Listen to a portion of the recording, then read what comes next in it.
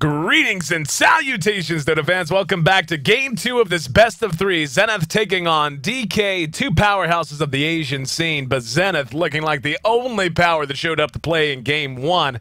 Now, Game 1 very much an old-school style farm fest. Make absolutely no mistake about it. And can't say I mind that. I mean, it's certainly an approach to Dota you can take. But really where Zenith got ahead in that game was at the draft. They picked the absolute best counter carry to an anti-mage in the Tiny just because of craggy exterior. DK got everything they could have wanted and got just about everything the fans could have wanted too. And getting burning on an anti-mage in a completely unoccupied lane. He was by himself the entire first 10 to 12 minutes of that entire game. Even had a Midas up to go with his Battle Fury at 13 minutes. So he got the best start he could have possibly been asked to get. But the pressure out of Zenith just way too much for DK to deal with. The pressure coming out in all phases, all over the map, and then the questionable decision for DK to all immediately head for their jungle following an initial defense of the Tier 3 once all of the outer tier towers had been dropped. Basically, Zenith just, they fake backed. I mean, there's really no other way to put it. They pulled back, waited for a minute, then went right back in. DK had to teleport in. They didn't have good positioning, and Zenith able to capitalize on it in a big, big way. So, game number 2, going to be the rubber match here for DK and Zenith. DK really need to get back up on the horse. They need to do so soon, and they may have to try to do something separate from an anti-mage to do it. They have picked up a Magnus to begin. And a Magnus certainly does work with an anti-mage if they want to go in that direction, but works well with a number of heroes. Lone Druid, the first ban out from Zenith, and I'm loving the fact that Zenith is doing something that whenever I have Load on for the broadcast, we've joked about it. Ban the Druid. Like, if you're, just ban him. There's no reason, unless you feel confident, like, unless you have first pick, and you are ready to spend a first pick on a Lone Druid, ban the freaking Lone Druid. Zenith living by that. And Zenith, by the way, with that win in Game 2, extends their streak in March. They have won 12 consecutive professional Dota games. Not talking scrims, not talking, you know, anything except top competition in some major tournament. They have won 12 straight games. They have not dropped a series. And if they win Game 2 here, that'll upgrade it to 13 straight wins with 9 series won under their belt. So, I mean, to say they're on a roll is to put it lightly. And I talked about it during the pregame of Game 1. DK, I mean, they're not in bad shape. They're not, I mean, they are what they are. DK is a team who had not played in 2013 until today. This is the first time that DK has shown their face back in the competitive Dota scene since they were bounced from G League in the group stage by LGD China. So they're looking to get back on the horse, and this is especially important for them this whole season, not just this series, but this whole season, because this is the farewell tour for Burning. For those who maybe are just getting your first glimpse at Asian Dota today, or those who are just trying to get your head around the myriad of different teams, of scenes, of tournaments, the alphabet soup of all the different tournaments and so on and so forth. Burning is a name that you're going to hear over and over again. But, I mean, and for good reason. He's a living legend. He's one of the most legendary Dota 1 players. He has carved himself out a decent legend here in Dota 2. But, as he's gotten older, he's decided, he announced at the end of last year that this would be his last go around the carnival.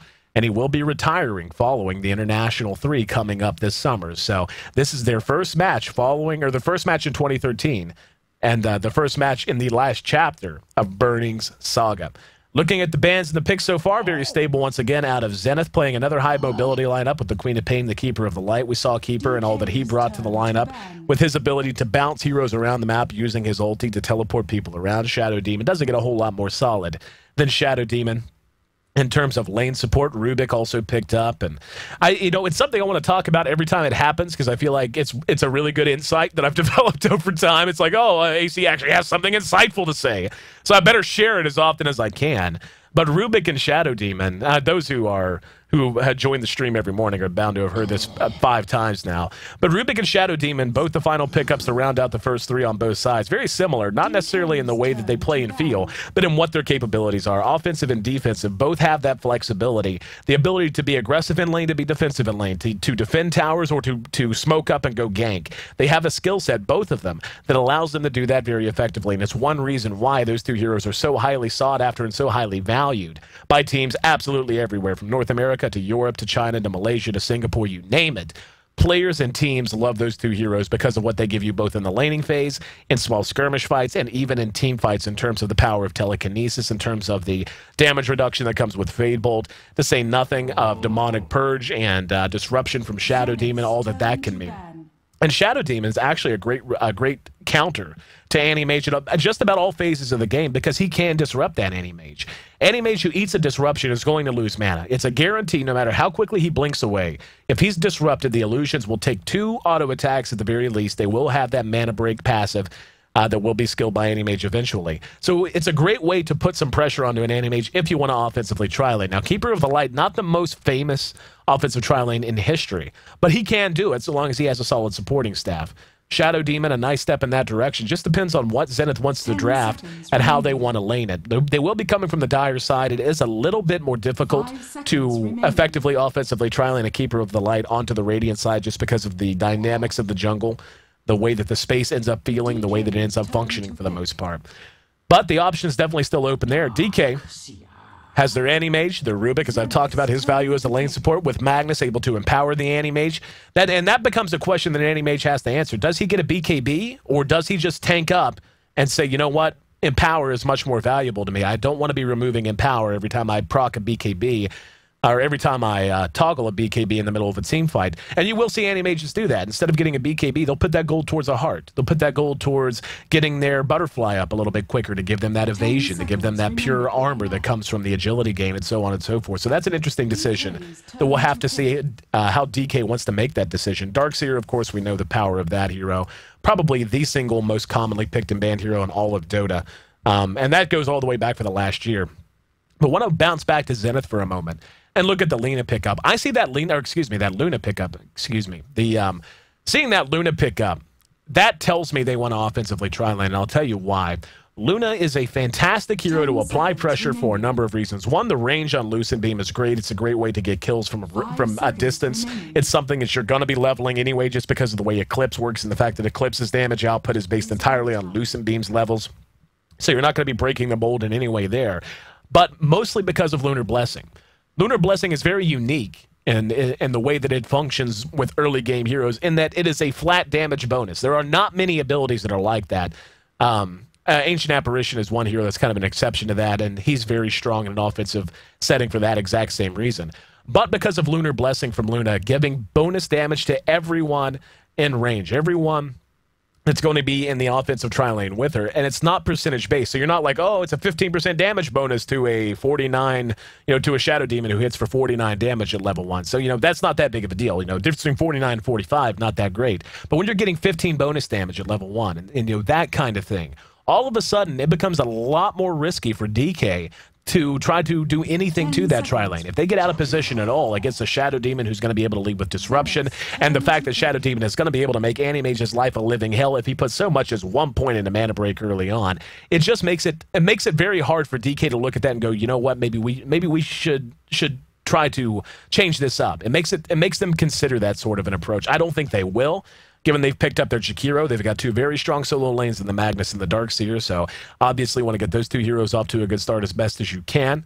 But Jakiro, a strong hero in his own right, especially in terms of telekinesis, being able to follow up a telekinesis from Rubik with Ice Path, and the slow from Dual Breath especially makes it very hard to retreat, especially from an Anti-Mage who's going to be able to blink right on top of your face. But again, if Anti-Mage does go a 1-1-1, quote-unquote, the Burning build, I mean, Burning is the guy who is most known for one of the most stable Anti-Mage builds, which is simply to get 1 point into Spell Shield, 1 into Blink, and 1 into Mana Break, and then focus up your stats after that. It gives you a little bit more survivability, lets you fight a little bit earlier. But even just 1 point into Mana Break really gives Zenith the potential to start pouring on the pressure with Shadow Demon, just using nothing but Disruption. So, game number 2 going to be on the way here. And looking at the lanes out of both sides, I mean, again, Ice is going to go ahead and start moving towards top, so maybe they are going to defensively tri-lane this. I feel like this is a missed opportunity. I really do. Jakiro's a great lane support, and he has good strength gain. It does become very hard to kill later on. They may still offensively tri-lane this, actually. Now, this is a little surprising. Okay, now I can get behind this. I like the fact that they're going to put some pressure on. Looks like they're going to do it with Tinker, though. Yamate, a.k.a. NWP, running on our Queen of Pain, obviously, is going to want that mid lane. But this is an interesting choice. They're going to stick the Luna up against the Darkseer, if that is indeed who's going to wind up in that long lane, that off lane for DK, and just continue to try to apply pressure down here. It still can work very easily, especially depending on how Tinker builds. We may see XY max laser and rockets, and maybe only one, if even that, points into March of the Machines levels 1 through 5. We might actually just see 3 points in the laser and 2 in the rockets levels 1 through 5. And then maybe after that, once the laning phase begins to break down some, start to max out his March of the Machines. And I've seen that build used a couple of times here in the Asia qualifier. And it really is effective so long as you guess right. But we are seeing some rotation now. So the lane's still beginning to take shape. Still have these 3 hanging down here for the moment. Queen of Pain will be in mid. Yeah, I think they're going to do this. And this is chancy, though.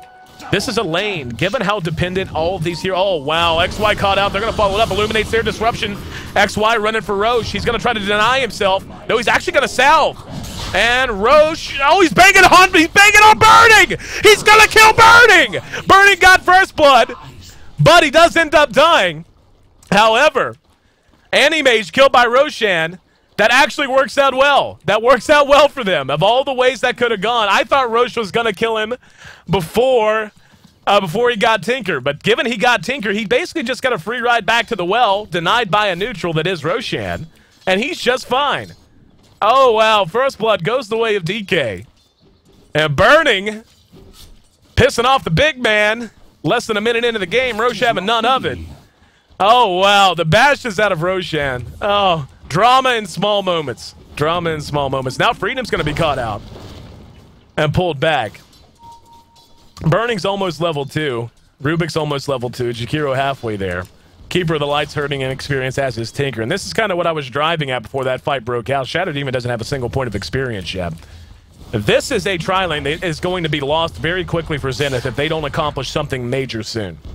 They lost that early fight, and that stinks in and of its own right for them. But these heroes are so dependent on levels for everything, for damage, for survivability, for sustain, and so on. Tinker needs levels if he wants to be able to really have the single target damage he wants. Illuminate, Chakra. Chakra is going to be very important for this tri-lane to succeed. So Freedom might even just put his next 2 points in the Chakra just to help sustain himself and Tinker. Shadow Demon, not the most mana-hungry hero in the world. He's going to be able to get off 3 disruptions before he's out of mana, and that's if he chained them all together. So he should be okay. But Tinker's going to want to... Basically, when I look at this lane, what I see is a lane that wants to spam like hell. They want to apply pressure to the jungle. They want to try to keep Burning off a farm by spamming Laser, to screw up his farm with the mischance, as well as to do damage by using Disruption, and so on and so forth. If they fall behind even a little bit more in levels, they're going to... Yeah, we can already see how aggressive and chest out Burning can play right now. Because of the fact that they are beginning to fall behind a little bit already. They're being kept away from the creep wave predominantly. Still just level 1 on Keeper of the Light. And Shadow Demon not in the best of shape either. Yeah, he's got 26 experience to his name, and Burning's already level 3. I said I could get behind this in the beginning, but it had to be executed well. And to be honest, this is not... Oh, no. Ice going to be caught out. There's a laser that's going to help. Disruption buys him some time. Now, Burning may be in some trouble. Ice going to eat a Fade Bolt. And Q's there. He's got dual breath. That's going to be another death. At this point, they need to abandon this lane. This lane is lost. There is no way they can do anything to Burning at this stage. It was going to be chancy to begin with. But... Denied. I mean, they're falling behind in experience horrendously. Tinker's just level 2. Keeper's not even level 2 yet. Shadow Demon sent back to the well the hard way. Yeah, Shadow Demon has about as much experience as this creep in the back does, basically. Not even that. I mean, yeah, he's lower level than the creep wave. And by quite a bit. He's level 1 with 66 experience to his name. In the meantime, haven't talked a whole lot about elsewhere. I'll get to that momentarily. I just feel like this lane has so much kill potential. Back up at top, Ice is doing a pretty solid job up against the Darkseer. Darkseer holding his own, though. 18 last hits apiece. Queen of Pain is tops on the board, but Burning. And this is what you can't allow to happen. If you're going to run an offensive tri-lane, you cannot have the carry in that offensive tri-lane is up against. Not only getting kills, but sitting near the top of the board in CS. Like, this is just a pointless tri-lane right now. This serves next to no purpose. They would be better off moving up to try and force the Darkseer out, and then sucking up some experience from the stack camps. Certainly not. Rubik's already level 3.5, Burning 3.5. He has gone 1-1-1. We'll see where his next point's going to go. And they may get a kill here in mid. There's a good disruption. That haste rune, though, going to allow Jakiro a lot of room. And no blink. Yep. Yamate thinks better of it. Very fortuitous haste rune there for our twin-headed dragon. And Burning, not going to be getting a Midas this time. At least it wouldn't seem so. He's got his Ring of Health on his way to his Battle Fury already. He's sitting at 21 last hits. Near the top, 27 for Darkseer's tops on the board. A lot of that is creep farm, though, that he has been snagging out of the jungle. Luna sitting on top at 25 of actual lane last hits. 24 for Queen of Pain. Nothing to sneeze at either. Magnus actually doing quite a good job as well, though. Super. I was informed, by the way, that is Super on running under the R name, which makes no sense to me. And I don't know why players do that. It's extremely irritating. But anyway, he's doing quite well. Sitting on 21 last hits at this stage, up against the Queen of Pain, who normally is going to be giving Magnus a lot of trouble. There has been a lot of bottle crowing going on, as we can see. And yeah, if we can see actually 2 bottles being ferried back and forth right now on the side of the Radiant. So, Mag getting quite a bit of help from a little bit of regen here. And WP, a.k.a. Yamate, getting some up. Now we're going to have XY once again caught out. Disruption buys some time. Illuminate is going to connect. Can they pull him? Can they pick him off? Wand charges help. And Burning forced to blink away. So DK did take a lot of damage there because of March. And he actually is maxing March now. I thought he would go Rockets plus Laser. But I think just because this lane is going as poorly as it is for them, this is their only real option. Tinker has 8 last hits, by the way. 8 last hits for Tinker. Tinker has 3 more last hits than Keeper of the Light. And I'm really just still surprised that they're continuing to extend this lane. Good Ice Path follow-up. Can they get the damage done? Disruption on Anti-Mage, though. Now the March of the Machines. And Burning forced to blink away. So Zenith now beginning to look a little bit more potent in this lane. March of the Machines helping them out immensely. Chakra certainly allowing them to spam to their heart's content. Yamate is going to begin to make his way down. Now, this is a chance for them to turn this around. They've committed to this tri-lane. They've hung out a lot longer than I think I would have. But if they can make something happen with Queen of Pain rotating down now, they're going to be able to get things moving in their favor once again. 2-1, DK leads right now. The 1 kill to Zenith's credit, not an actual kill. That was a Roshan kill. Roshan killed him. But we're going to see Magnus actually spot out Queen of Pain. So Yamate not going to be able to do anything. He's going to be skewered. Oh, the RP came out a little too late. RP spent, but she blinks away in the meantime. And yeah, I mean, we can already see Burning has put 1 point into stats. He's got 2 points in a blink right now. That spell shield already helping out considerably against the laser damage and against the illuminate damage. Back up at top, at the very least, one thing Zenith has going for them in a very big way is the fact that Luna is doing so well. She's sitting at 42 last hits and 15 denies at 7.5 minutes into this game. She's got Tranquil Boots in her inventory. We'll see if she wants to go the Jackie Chan build. Tranquil Boots plus drums on up to whatever she wants after that. BKB, usually the optimum choice in a lot of cases. But these mids both have been relatively inactive so far. Queen of Pain wanted to rotate to bottom, but was spotted out by Magnus on RP spent there, so he's not going to be doing much of anything for the moment. Level 4 on Tinker. He's got 2 points into lasers, 2 points into his March of the Machines. And now Magnus is going to loop around. He's got an RP in 50 seconds. Doesn't have it now, and here we go. He's going to look for a target. He's going to find Ice. Ice Path going to cut them off. There's a disruption, though, to buy some time. They're going to catch 2. Illuminate does good damage. Here's Queen of Pain. Scream of Pain.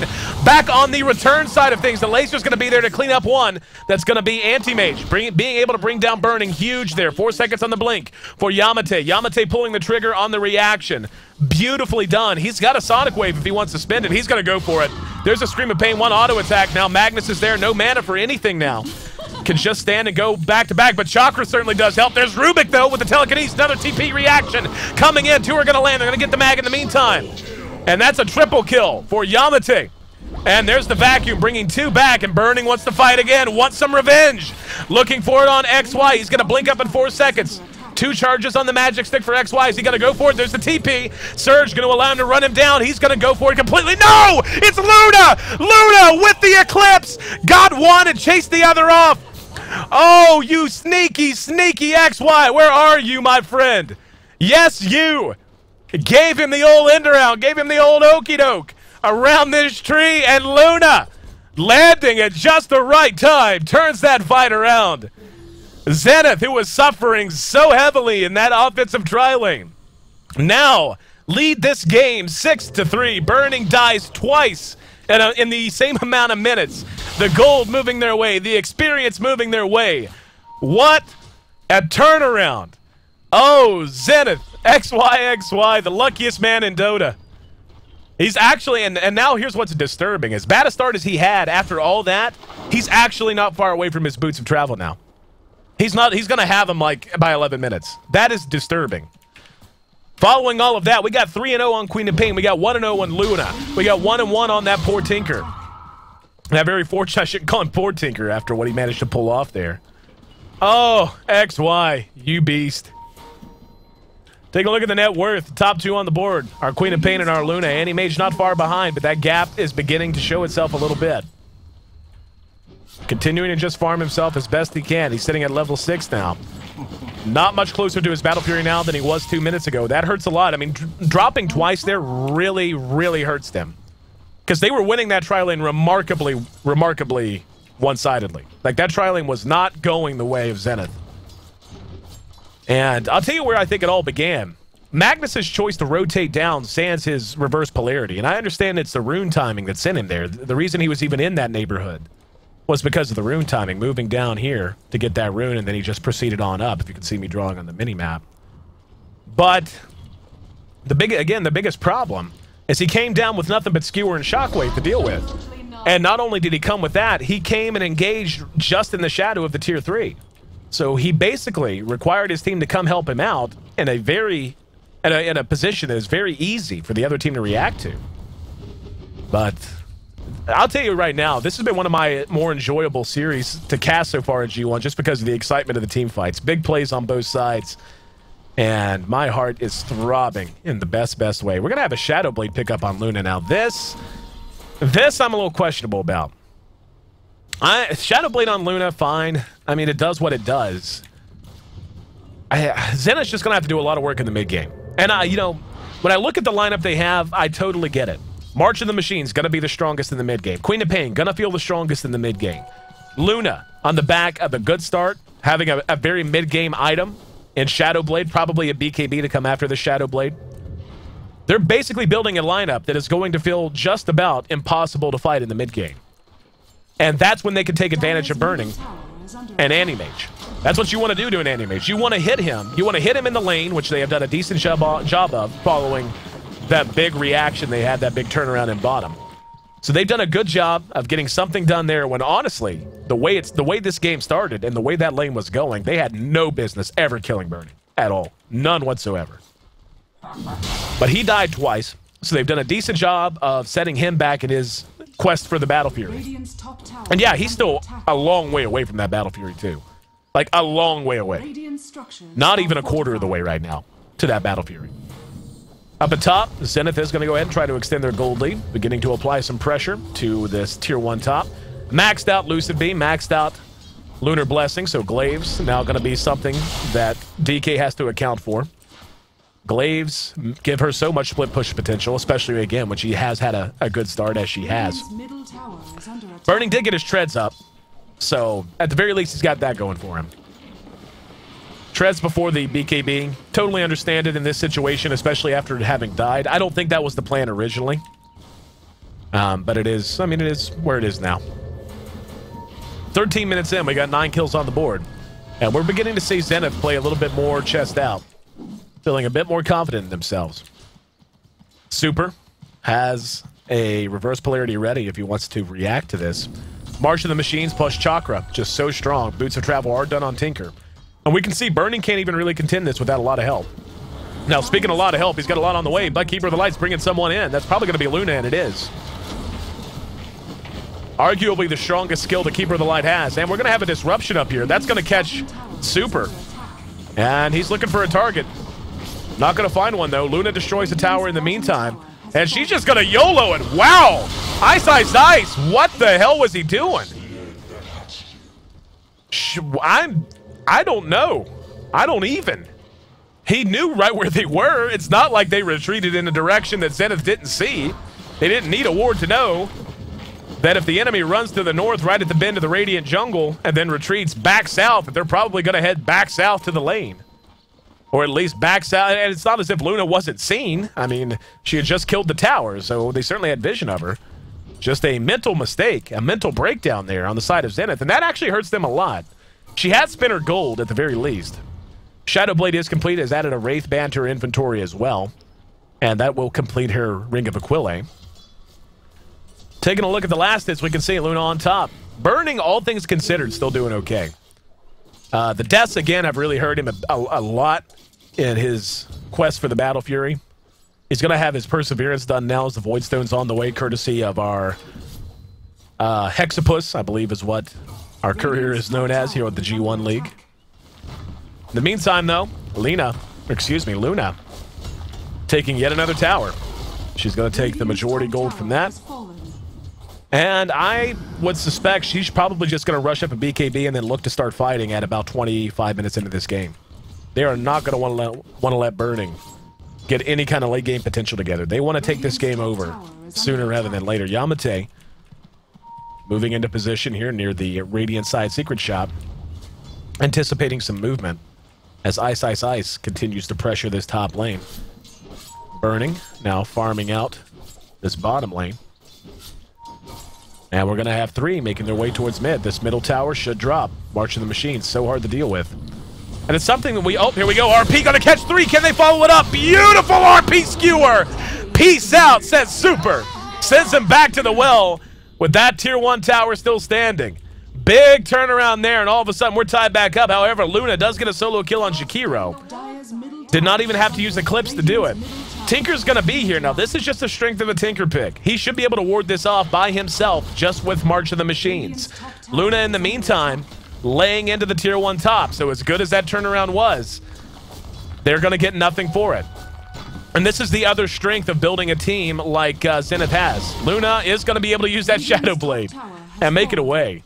Perhaps looking to isolate a target here. And yeah, finally just going to go ahead and back out. Oh, no, going to pop the Eclipse. And spreading that damage out along a lot of creeps. Got a lot of fortuitous procs. Oh, wow. Luna! Ice, Ice, Ice! She didn't kill him! He didn't kill him! Now he's going to Shadow Blade. Just now realizing what had happened. Is he going to go for it? Another mental mistake from Ice, Ice, Ice. That's rare. Ice, Ice, Ice, a fantastic player. But that's two complete mental mistakes he's made. All he had to do was auto-attack the Darkseer one more time. He had a Shadow Blade to help him get out of trouble. And yeah, I mean, he would have had to have run forward a little bit more. But wow, I mean, and those are two kills that really do matter. Bringing down a Darkseer at this stage of the game. He's got mech up now. That mech is freshly completed. Tinker picks up a Blink Dagger, though, so he's beginning to fill out his inventory as well. Back to our Queen of Pain. Orchid Malevolence seems to be the item of choice. Love that pickup. And I didn't talk a whole lot about it during the draft. But Queen of Pain actually functions as at least a big part of a counter pick to an Anti-Mage. Because she can build this way. She can... Oh, hang on. We're going to have one picked off. That's going to be Ice, Ice, Ice. Ice, Ice, Ice in the wrong neighborhood at the wrong time. And DK makes him pay. We can see he's now fallen to 3 and 2. Couple of deaths that did not need to happen. And just being caught out, really. I mean, that's really the only way to put it. I feel like mentally he's just not playing as tight a game of Dota as he should right now. But back to this Queen of Pain. Because she can viably build an Orchid Malevolence for a lot of purposes. I mean, it helps her out in a variety of ways. But you can build an item like that and begin to apply pressure to the Anti-Mage as he farms the jungle, or as he farms the lane. The ability to get right on top of him, to have the burst damage of a Scream of Pain and Sonic Wave, as well as the silence of the Orchid. Basically, you pair one other hero with her, and you've got an anti-Mage party. And Burning, just about to his Battle Fury now. He's about 150 gold short, give or take. And Yamate's going to spot him out. Doesn't have the Orchid done yet, so doesn't even really try to engage, knowing there's not a whole lot he can do. Will prompt a reaction out of DK, though, as they have smoked up in the Radiant side jungle. Moving their way back to the east side. Yamate making some progress towards that Orchid. Still a ways away, though. Ice has an urn. Not a bad item to have up at this time of the game. XY showing off his Blink Dagger. Is going to go ahead and head back to the house. And we can see DK continuing to hang here. They want to try and get a pick. And Ice. Oh, Ice. Wrong way to be going, my friend. That's a very dead Shadow Demon. And they may decide to push off that. Worth mentioning at this point, by the way, that not a single tier 1 tower remains standing on the side of DK. However, every tower remains standing on the side of Zenith. So map control has completely been in the favor of Zenith so far. As soon as we unpause here, I'll take a look at the gold graph and we'll see where we stand in that regard. But taking a look at the last hits, we can see Luna and Anti-Mage right on top of each other, 108 apiece, 103 for the Queen of Pain, just as we roll past 20 minutes. The net worth, though, very much in favor of Zenith. The top 3, all belonging to Zenith, and it's the 3 that you want to have near the top of that list. Luna, Tinker, and Queen of Pain. So we have a brief pause, at least for the moment, and yeah, got a TP out. It looks like we are ready to roll once again. I want to thank everyone for joining us for this broadcast. Remind you to check out our G1 coverage hub, g1.2p.com. Lots of cool articles, your caster hub. Keep up with all that's going on with the G1 League. And yeah, g1.2p.com. Would love it if you check that out, guys. We are going to see Ice actually skip BKB. He may go Yasha BKB. I like this build every time I see it. I feel like it gives Luna a lot for relatively little. That Yasha helps her out so much when handled by a skilled player like Ice. That extra movement speed just makes such a difference. To say nothing of everything else that comes with the Yasha. But she may just go straight up Manta and say to hell with it. And when I look at the lineup on the side of DK, I can understand it. You've got reverse polarity to worry about, but that's gonna, I mean, that goes through BKB anyway. So the magic damage is there, but it's not gigantic. You've got Fade Bolt, you've got Macro Pyre, you've got Ion Shell, etc. But there isn't like a Lina that you need to worry about. There isn't some gigantic magic nuker like a Queen of Pain, and here we go. That Orchid shown off for the first time. They're going to try to get him. Sonic Wave's there, but the wall's down. They do kill him off. Killing off that Anti-Mage. Absolutely huge. And now they're going to re-engage. Almost getting the Darkseer. They may still go for it. Chakra was just given to Yamate. He's still got health. Does decide to back out. But yeah, that's exactly what I was talking about. With that Orchid done. And again, I didn't mention it during the draft, but I had a brief recap of it a moment ago. You take a Queen of Pain with an Orchid. Put her with one other hero. In this case, it was the Shadow Demon. And you've got an Anti-Mage squad. Nothing the Anti-Mage can do once he's silenced out. And then when you factor in Disruption and Demonic Purge, again, nothing he's going to be able to do to get away from that. 9-9, but Zenith adding an extremely high value kill to their total. The gold very much in their favor, 7,500 their advantage. The experience still on the side of DK, but now dipping quite a bit to the south. And the net worth all about Team Zenith right now. XY, Blink, Soul Ring, plus his Boots of Travel. And yeah, picks up the Ultimate Orb, was watching his inventory just for the moment to see if he was going to grab that with 2,100 gold. And here we go. They're going to go for this. And oh, burning! Blinked forward and ate a lot of damage. Got a little too YOLO for his own good. And they're going to try to defend this as they should. Let's see if Zenith wants to commit. Yamate's nowhere near there right now.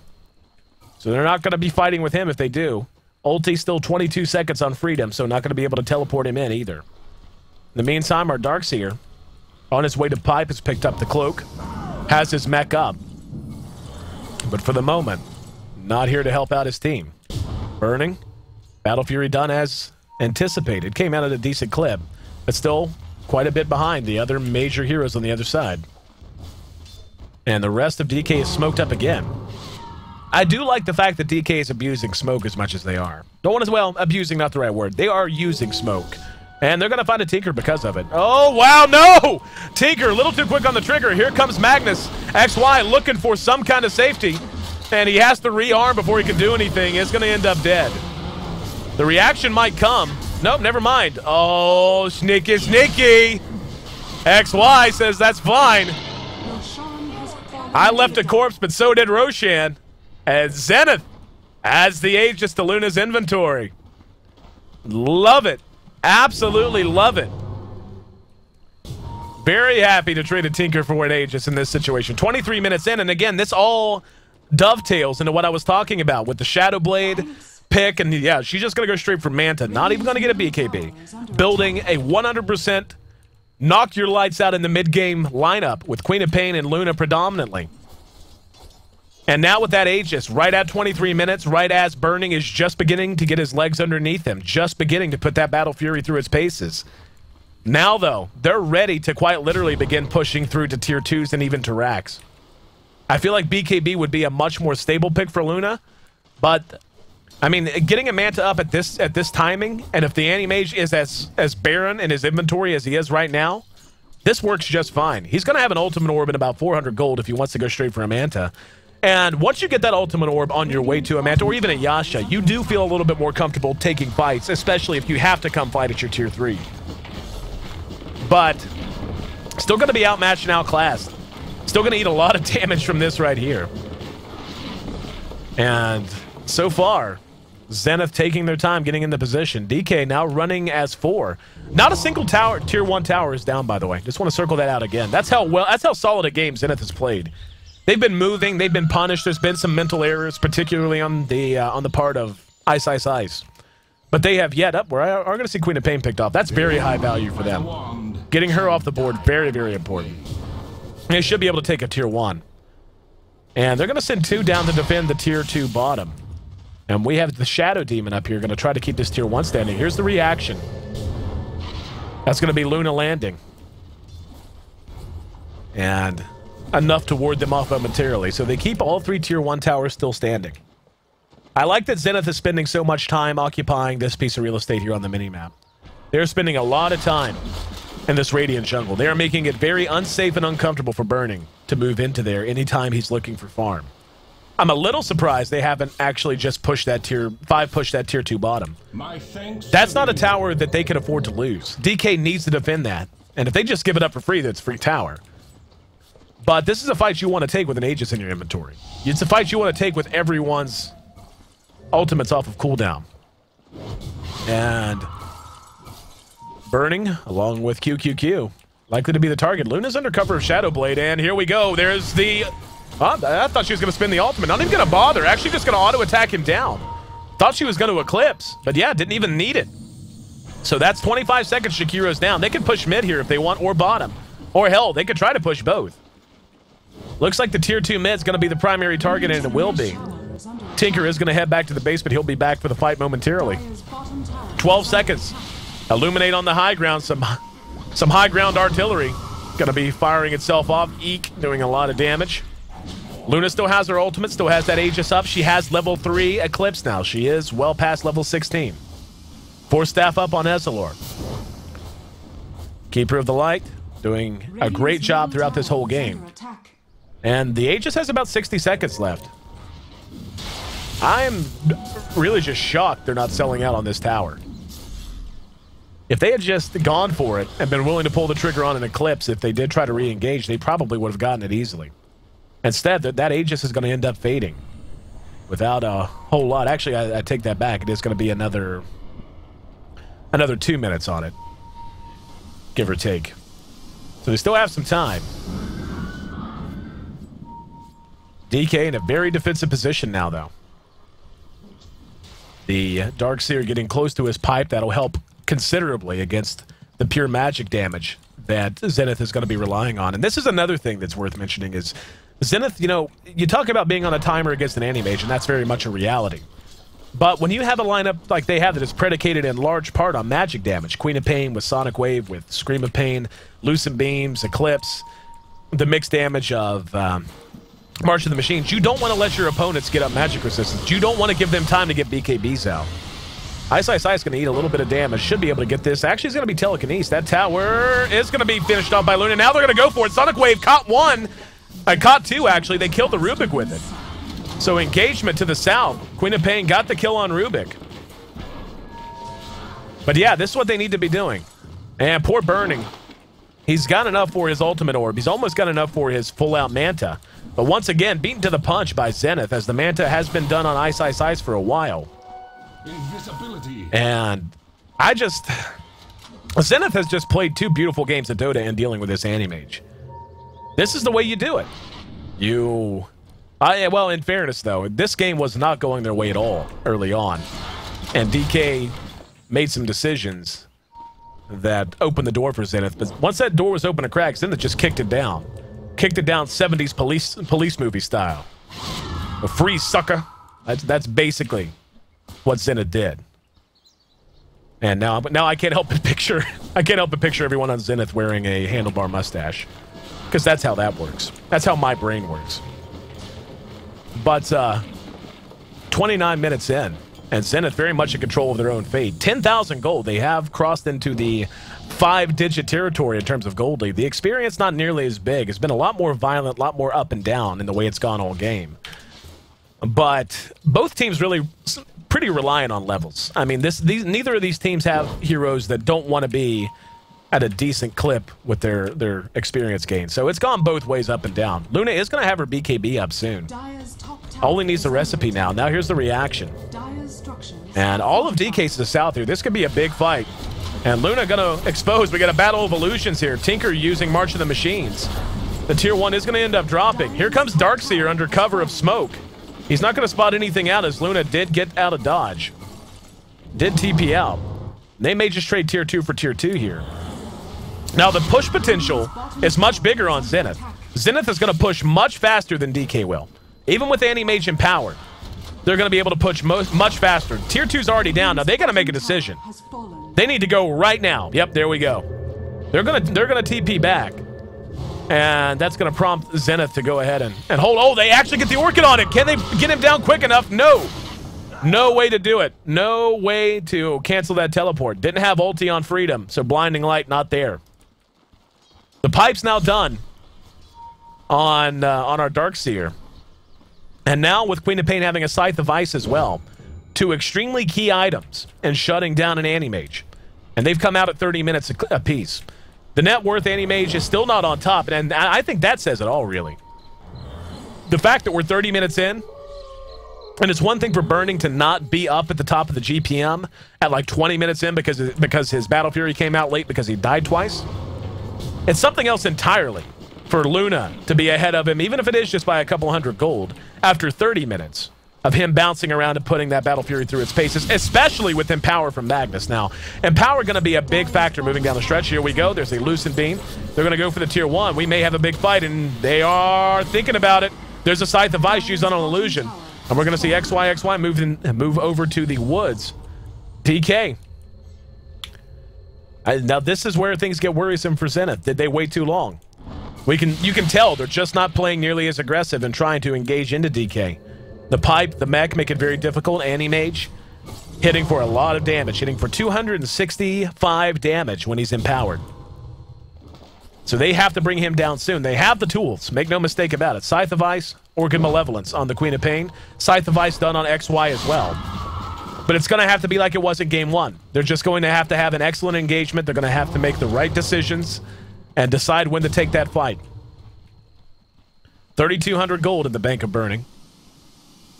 Bet you could open a bank chain in China under that name, and it would probably do really well. Bet it would do really well. The Bank of Burning. But potential for another fight. Let's see if they're going to go for it. And here we go. BKB's up. Mech's going to be used. There's the Sonic Wave coming from the high ground. But both teams really just spread out too much. NWP cleaned up. There's a vacuum. Brings him back into the macro pyre. They haven't brought down Anti-Mage yet. The pipe making all the difference in the world. And Ice, Ice, Ice. Gonna be cleaned up. Mana Void. Makes it a full 5-man wipe. 16 to 12. Very weird fight. The way they engaged there, a little baffling to me, and then Magnus kind of whiffed on everything. But at the same time, DK comes out ahead. They bring down the last remaining tier 1 tower. Now going to work on the tier 2. The tier 2 in mid. 1 of 3 remaining. Remains no longer. Big turnaround. Exactly what DK had to have. And we can see that gold lead cut almost in half. Almost in half. Cut from just about 12,000 to 6,000. The experience back in favor, albeit very slightly, back in favor of DK. Big win for them. And I'll tell you what was the most bizarre about that was the Queen of Pain did not prioritize the Anti-Mage. Tinker and Queen of Pain. I mean, Tinker has his Blink Dagger. Queen of Pain with her built-in Blink. She has 2 ways to disable the Anti-Mage. That has to be their target. Because there is no way DK can fight with Anti-Mage down. No way at all. Darkseer, Jakiro, great heroes. But they are Scottie Pippins and John Stocktons. They are not Michael Jordans. They have to have the consistent damage coming out of Burning. And Burning now with his heart done. And I said he might do something like this. During the draft, skipping the BKB. Going right to just tanking up with the heart. Not worrying about magic immunity. That way he doesn't dispel in power. And here we go. Ice gonna go for it. And moves on up. There's the wall down. BKB's up all over the place. This is a weird fight. And now we're going to have XY. Good vacuum right into the skewer. Can they clean him up? In the meantime, the rest of Zenith spread out everywhere. They managed to get the Rubik. Now we've got our Darkseer, the target. We're going to have a disruption on the Anti-Mage, but there's the reverse polarity lockdown. Ice. And Burning's eating a lot of damage. He's just standing there. He just stood there and ate a gigantic Sonic Wave in the mouth. What an absolute cluster. That fight. What the hell was even happening? You had heroes running this way and that way. Dogs and cats living together. Mass hysteria. And Zenith pays DK back with a big turnaround of their own. And they may get Roshan because of it. Burning, I'm going to guess he was unable to blink away because he was orchided, and that's fine. But he just stood there. Allowed the Queen of Pain to line up all the damage she could ever want. Was taking damage from the illusions, from the I don't know what happened. I mean, I am literally dumbfounded. DK, after getting a big win under their belt, they still maintain the kill lead, but that lead in gold that they had cut in half, now moving the other direction once again. The experience just about even as we roll past 35 minutes into this game. DK has a very good team at defending the base. That's one major challenge Zenith will have to overcome. Even with an Aegis, going to be very difficult. You've got reverse polarity to rely upon. A lot of spam abilities, by the way. A lot of ways to spam out waves. Fade Bolt, plus Shockwave, plus Ion Shell. A lot of stuff they can do to keep the creeps moving away from the tier 3 instead of into. Not bad in that department is Zenith, though. And this just looks to be one of those games that could go an hour. It could go an hour and a half. It really could. Both teams on very equal footing so far. Burning, though, having tanked up with that heart, going to be very difficult to bring down. He has only 2 points into his spell shield now. Lacking those extra 2 points is going to be a factor. Now, he will make that up eventually. But so far, I mean, he's level 21 and just hasn't put points into it. Not that many, anyway. And they're going to look for a pick here. This is really the best way for Zenith to go about this. Problem is, at this point, the buybacks are going to... Oh, wow. Actually, check that. Only Anti-Mage has buyback. Now, that is surprising. That is very surprising. Anti-Mage... Oh, wow. Illuminate going to catch a couple, and they're going to Scythe of Ice Q. But are they going to engage? They think about it. Think better of it. There's a disruption on the Anti-Mage illusion. And they do fall back. Anti-Mage, as I was going to say, has moved to the top of the net worth chart again. The 3 behind him, though, all belonging to the enemy team. And DK all in on him, completely. Magnus going to make him much better with Empower. Darkseer, Jakiro, Rubik. Great heroes to have defending the base. Fantastic heroes to have. Oh, they're going to Scythe the Bison. Can they follow it up? He eats a little bit of damage, but no, makes it back to the safety of his team. Zenith missing an opportunity there. They had been in position, probably could have capitalized on that. As is, a lot of March of the Machines action. They're going to slow push this. The onus is still on Zenith to get something out of this Aegis, though.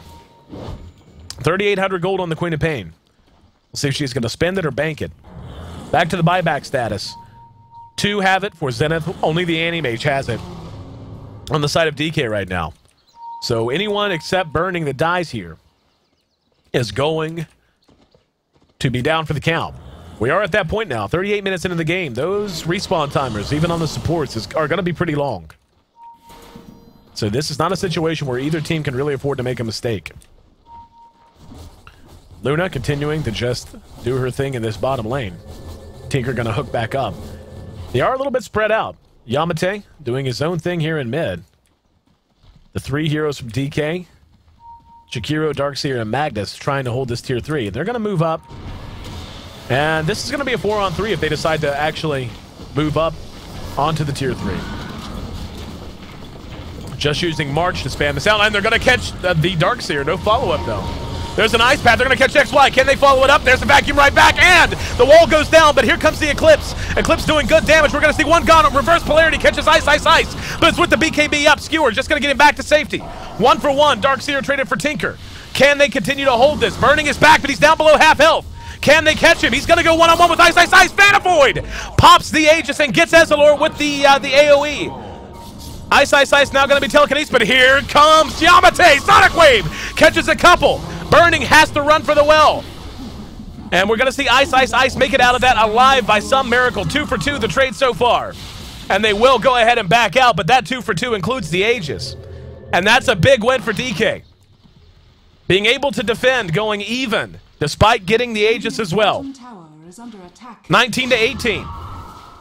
And Zenith unable to get the job done. Tier 3 still stands just under half health. Burning has 4,700 gold in his inventory. And this is where things get real scary. If he wants to get a butterfly, he'll be in great shape. Be able to dodge the auto attacks of Luna. Back to our Queen of Pain. 5,200 gold in her inventory as well. We'll see what she wants to go for. Again, DK all in on Burning. Burning stayed alive. And when I say all in on Burning, by the way, I don't mean that the rest of his teammates are so bad they can't help. They won that fight as much as Burning did. But Burning staying alive is the single most important factor in these fights for DK. No doubt about it.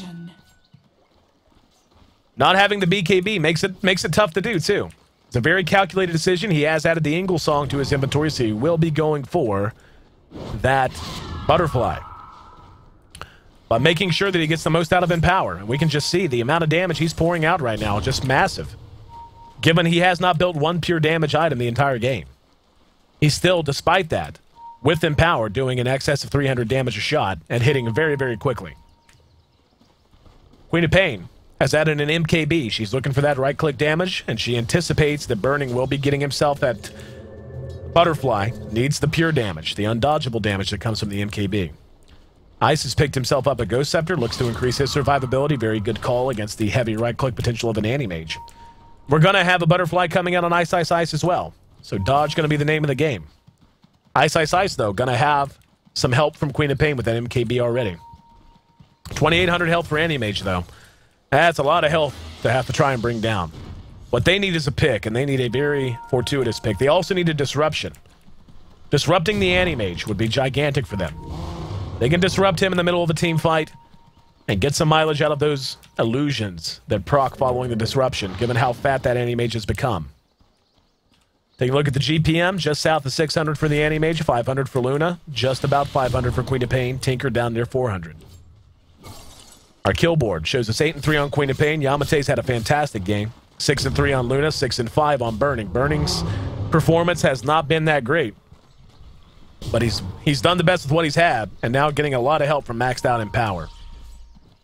Just pouring out the damage. Pouring out the damage. 330 damage, give or take, per shot. Still very susceptible, though. 2 Scythe of Ice on the other team. The Chain Scythe potential out of the Tinker. The Orchid Malevolence for the bonus damage. As well as the Silence. A lot of ways that can confound him. That Orchid is also very effective on the Magnus. Magnus... I mean, we all know how Magnus works. He looks for reverse polarities, and that is the majority of what he contributes at this stage of the game. Blinding Light, another ability. Haven't talked a whole lot about, but of utmost importance in these fights. He needs to catch Anti-Mage with Blinding Light. Every single fight. He needs to make that a priority. Even if he dies, and that's all he accomplishes. Being able to hit Anti-Mage with Blinding Light, a big factor. All the pieces of the puzzle are together on both sides. DK with the amazing team fight potential. of Darkseer and Magnus. Macro Pyre, Vacuum Wall, Reverse Polarity. They have to make sure they're always in the right position.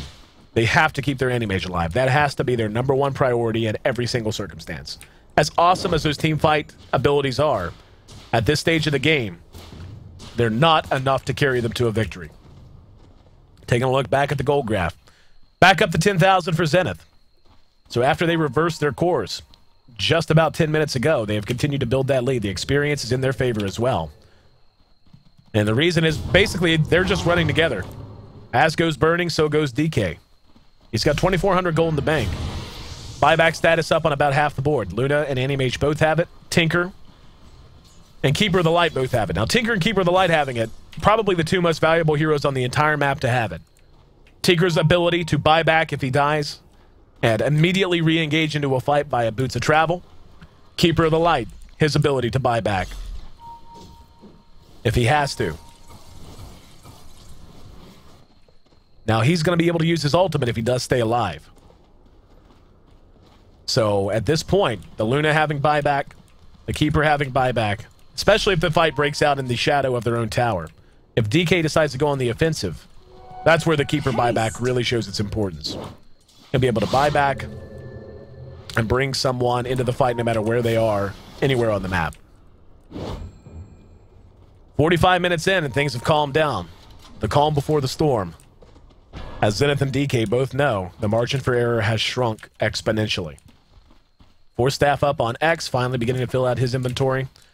Looks like Darkseer is going to be getting himself a Scythe of Ice or a Shiva's, one or the other. Probably a Scythe. He's already got the Pipe and the Mech, a very key hero so far in this game.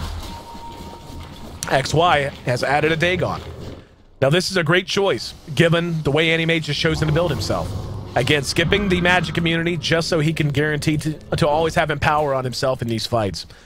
BKB does remove Empower, so not getting that, instead tanking up.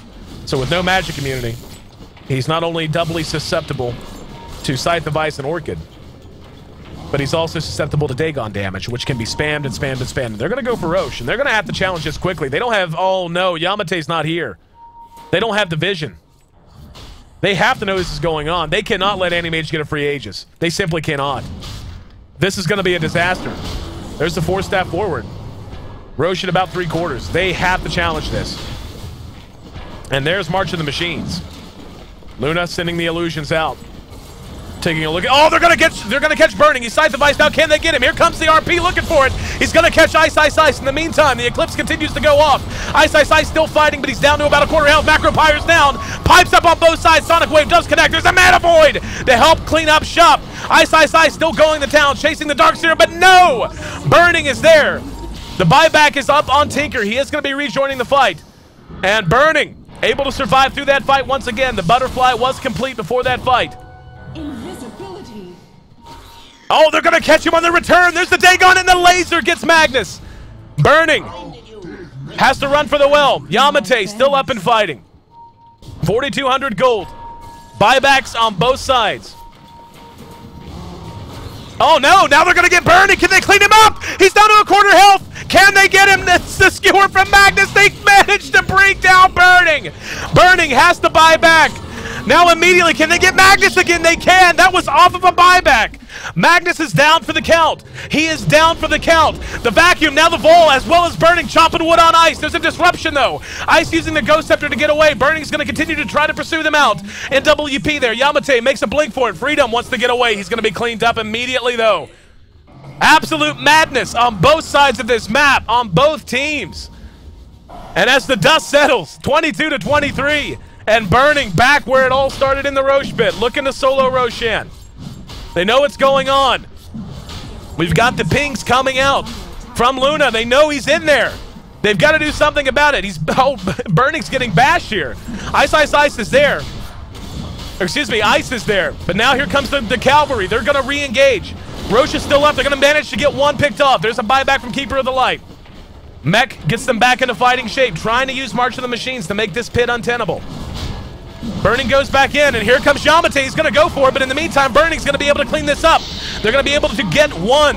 The Aegis is picked up immediately. Ice, Ice, Ice laying into him. Can they get him? He's down to below half health. They're going to get the Aegis. They cleaned it back out. Are you kidding me? Both teams reaching down deep, and he's silenced. They got him again. Burning's gonna drop for the second time. They got the Aegis. They got him the second time. The buyback off from Darkseer again.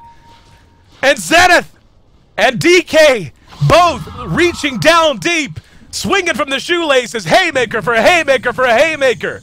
The end result, though, is Zenith comes out on top. They get Burning as he cleans up Roshan. They get the Aegis popped. And now, looking to maybe close this game out. Only buyback available. The Queen of Pain. Burning is down for 70 seconds. What can DK do? They throw the wall down, but now...